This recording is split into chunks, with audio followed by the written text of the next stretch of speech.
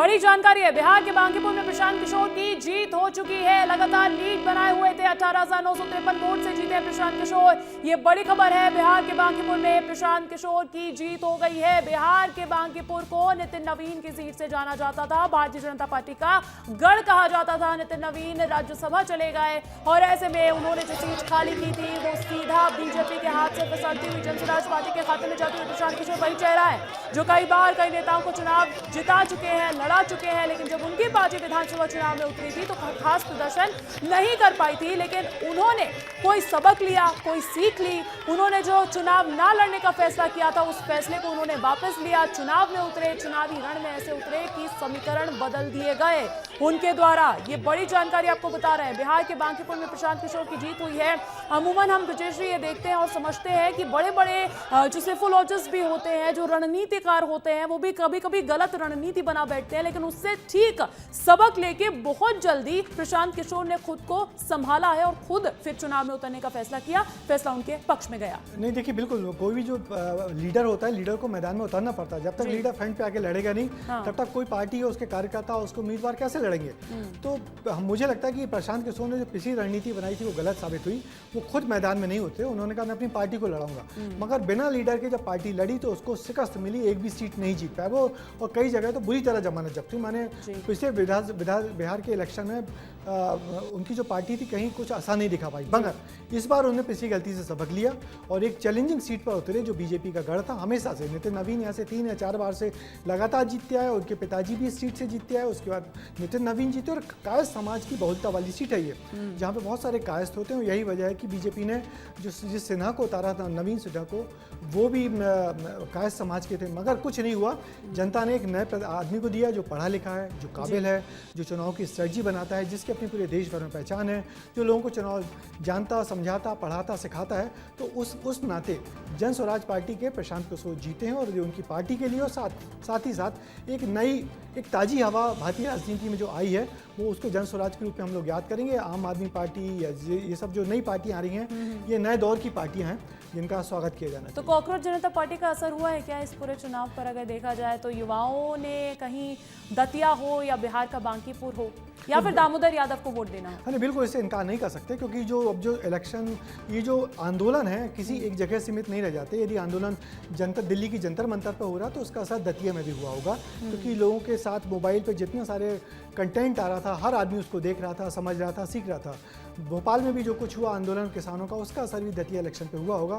तो इससे कोई बात इनकार नहीं किया जा सकता कि जंतर मंतर पर जो युवाओं का आंदोलन था उसने असर डाला होगा बिहार की पटना पे भी, क्योंकि जंतर मंतर के बाद यदि किसी जगह सबसे बड़ा प्रदर्शन हुआ तो पटना में हुआ था और मुंबई में हुआ था। मुंबई में तो चुनाव नहीं था, मगर पटना में चुनाव हुआ और उसका असर दिख गया कि प्रशांत किशोर जो बिल्कुल नए थे, नई पार्टी, नए खिलाड़ी और एक बड़ी ताकतवर पार्टी के खिलाफ वो चुनाव मैदान में उतरे और जीत गए।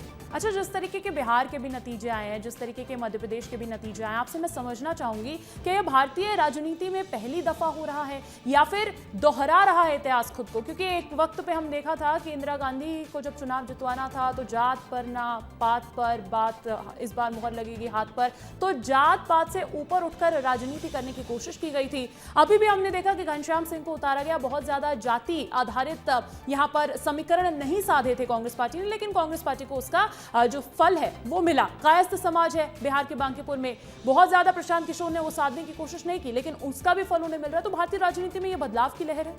नहीं, देखिए बदलाव तो आते जाते रहते हैं, मगर मैं सच्चाई तो भारतीय राजनीति की और चुनाव की यही है कि यदि चुनाव से जाति को हटा दिया जाए तो कुछ बचता नहीं है जी। जातियाँ चुनाव की ज़रूरत है, चुनाव की मजबूरी हैं, और उसी आधार पर प्रत्याशी तय किए जाते हैं, उसी आधार पर रणनीति बनाई जाती है। तो जातियाँ बहुत चुनाव की रणनीति का बहुत अहम हिस्सा होता है, उससे इनकार नहीं किया जा सकता।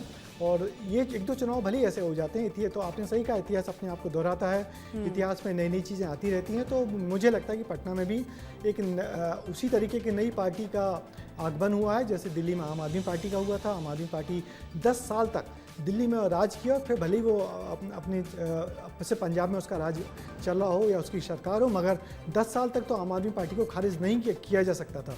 वो भी पढ़े लिखे लोगों की पार्टी थी। तो अब ये जन स्वराज पार्टी आई है। जन स्वराज पार्टी ने भी पिछले अपने लोकसभा चुनाव में पढ़े लिखे काबिल और जाने पहचाने लोगों को टिकट देने की कोशिश की थी। हार गए, ये अलग बात है, मगर इस तरीके से बिहार की राजनीति में नई पार्टी का आगमन हुआ है और ये राजनीति के लिए एक सुखद हवा का झोंका। यही तो लोकतंत्र की खूबसूरत तस्वीर है। हमने देखा कि 3 उपचुनाव हुए हैं, तीनों सीटों पर अलग अलग पार्टी जीती है। बात थोड़ी सी गुजरात की भी करना चाहूंगी। गुजरात में लंबे वक्त से भारतीय जनता पार्टी का शासन है और इतनी सी भी एंटी इनकम्बेंसी उनके उपचुनाव तक में नजर नहीं आती। ब्रजेश जी, नहीं, बिल्कुल आपने अच्छी बात कही कि 3 जगह के 3 परिणाम है, मगर तीनों अलग अलग पार्टी के हिस्से गए हैं। तो ये नहीं कह सकते किसी एक पार्टी के पक्ष में लहर चली या किसी एक पार्टी ने बहुत बेहतर प्रदर्शन किया।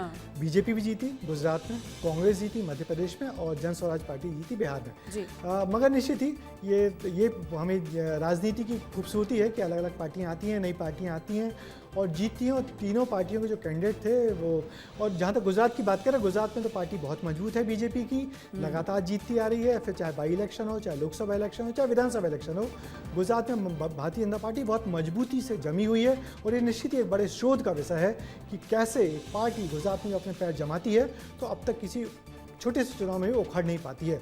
और इसकी वजह सबसे बड़ी बात मुझे लगता है कि प्रधानमंत्री नरेंद्र मोदी गुजरात से हैं, गृह मंत्री अमित शाह गुजरात से हैं। तो उन्होंने गुजरात में जो जमावट कर रखी है, गुजरात की जनता अपने दोनों नेताओं को बहुत चाहती है, पसंद करती है, इसलिए जनता पार्टी वहाँ इतने ताकतवर तरीके से फल फूल रही है। और ना सिर्फ जमावट कर रखी है बल्कि हमने देखा है कि इतना विकास भी किया है कि गुजरात मॉडल की चर्चा कई राज्य करते हैं और गुजरात मॉडल जैसा काम करने की बात भी करते हैं। तो उस तरीके का बदलाव भी गुजरात में आता हुआ नजर आ रहा है और यही वजह है कि भारतीय जनता पार्टी पर लगातार गुजरात की जनता अपना विश्वास जताती रहती है। Coming back to Madhya Pradesh की बात कर लेते हैं। मध्य प्रदेश में कांग्रेस की जीत को अस्थायी तौर पर देखा जा सकता है या फिर इसका भी कोई लंबा परिणाम नजर आ रहा है? ब्रजेश जी, आपको? हाँ, नहीं, देखिए, ये जो इलेक्शन की जो जीत है कांग्रेस के लिए हौसला बढ़ाने वाली है, कांग्रेस की लीडरशिप के लिए हौसला बढ़ाने वाली है। मगर ऐसा नहीं हो सकता कि इस हार से बीजेपी को सीखे नहीं। बीजेपी इस हार से अपने आप को बहुत सीखेगी और बहुत से नए सबक सीखने को मिले हैं बीजेपी को। और मैं जो कहता हूँ कि एक नरोत्तम मिश्रा फोबिया था कि या नरोत्तम मिश्रा सिंड्रोम था कि पार्टी के बड़े लीडर्स को हटा के किसी नए आदमी को मैदान में उतारो तो पार्टी को उम्मीद थी जीत सकते हैं।